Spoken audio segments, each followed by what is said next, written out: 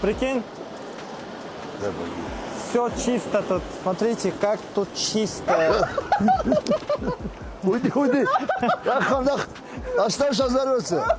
Мурат, ты что делаешь? Вот так надо. Ветер оттуда дует, ты против ветра поворачиваешь. Я буду, не знаю, сейчас буду знать.